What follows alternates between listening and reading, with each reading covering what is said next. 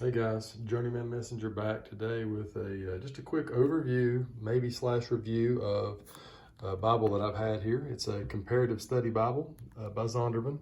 It's a few years old. This one has a comparison of the NIV, the King James, the New American Standard Amplified Bible.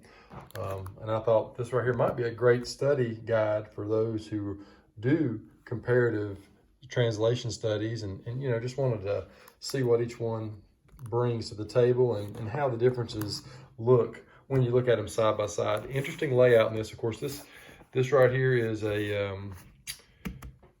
burgundy bonded leather.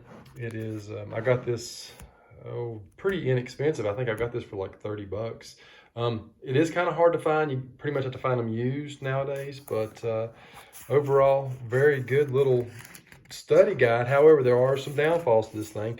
Obviously, with the thickness being as thick as it is, this thing is probably just over 2.5 inches, close to 3 inches thick.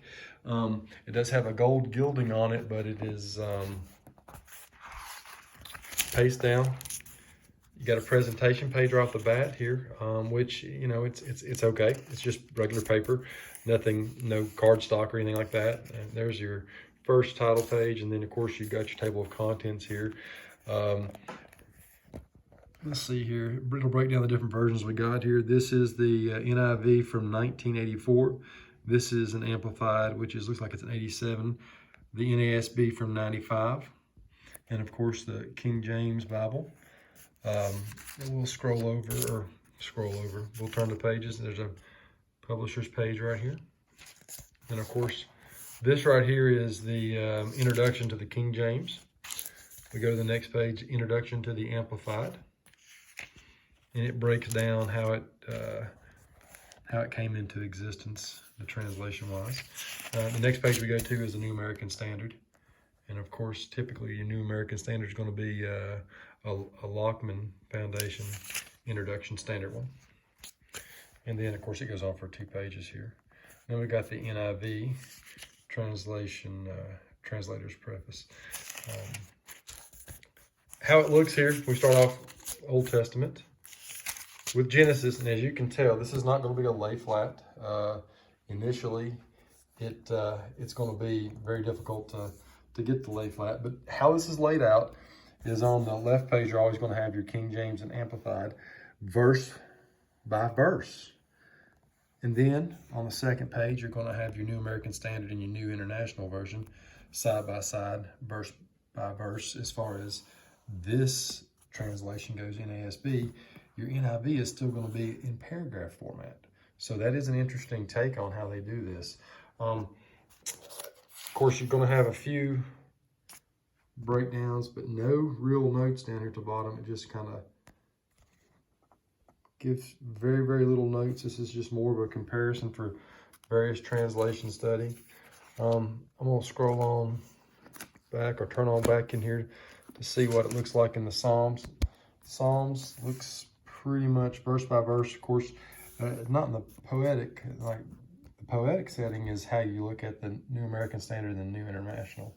So that is still in the poetic setting, which is, I prefer to read it that way personally.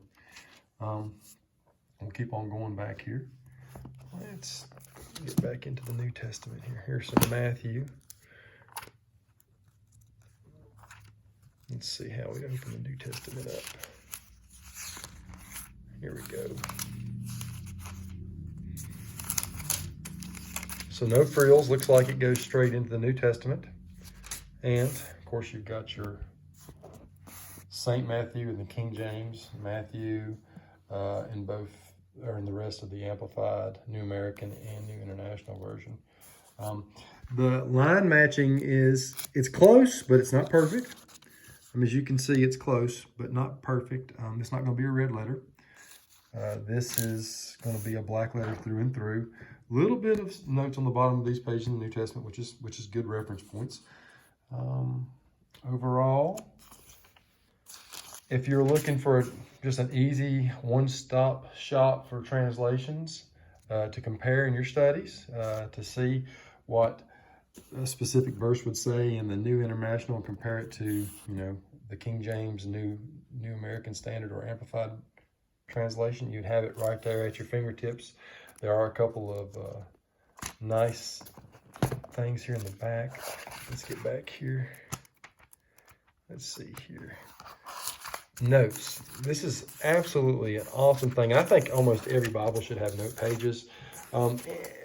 Honestly, once you get out of Revelations chapter 22, you go into these notes pages. Unfortunately, it's very, very thin paper, so you'd have to be cautious about what you write. But man, these things go on for probably 10 pages, if I'm not mistaken. And then you got your final page, just basically a Zondervan thank you.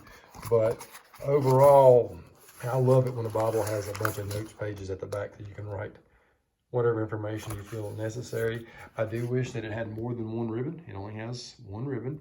Of course, here's the back, bonded leather stamping and the ISBN, in case you're interested. The Bible is pretty heavy, probably 3.5, 4 pounds.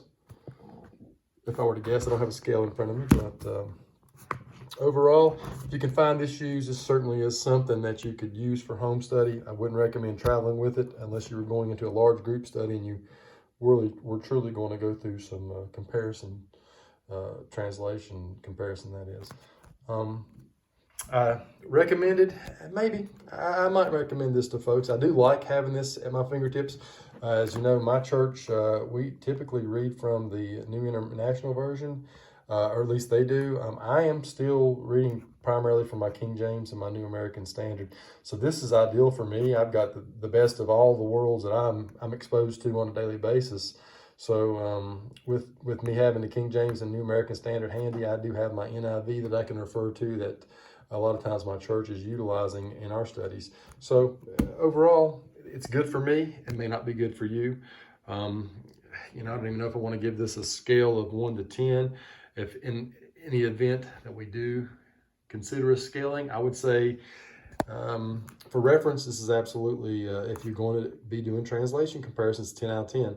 If you are looking for a general study Bible with some great study notes, this is probably going to be a 5 out of 10 because it just has some, few reference points.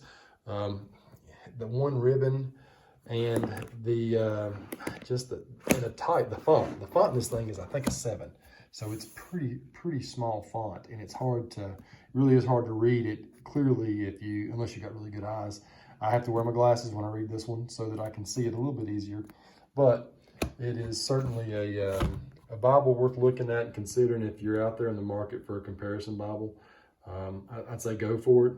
If you're just thinking about getting this, and I may weigh my options otherwise. I don't know that it's still available on the new market as much, but I know I see a ton of these used. If you can get this for 20, 25 bucks, it's absolutely worth grabbing. But the full price, I believe, back whenever this thing was new was about $50, maybe $60. So that would be a pass for me.